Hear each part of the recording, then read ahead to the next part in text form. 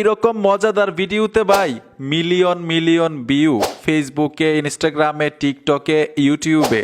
ভাই এই ধরনের ভিডিও কিন্তু অনেকেই তৈরি করতে পারেন না।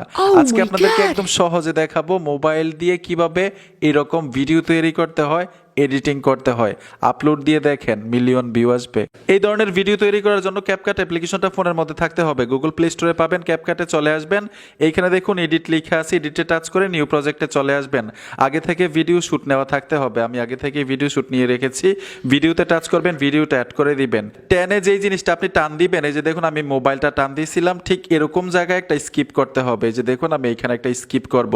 লেয়ারে ট্যাপ দিবেন, এইখানে দেখুন একটা অপশন আছে, অপশনটাতে টাচ করলে স্কিপ হয়ে যাবে। আরেকটা স্কিপ করতে হবে। নেওয়ার পরে এই যে দেখুন আমি নিয়ে এসেছি, এইখানে একটা স্কিপ করব।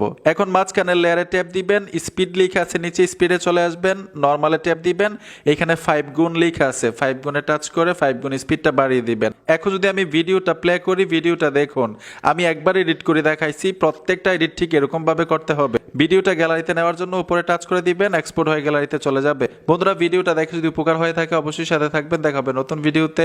আল্লাহ হাফেজ।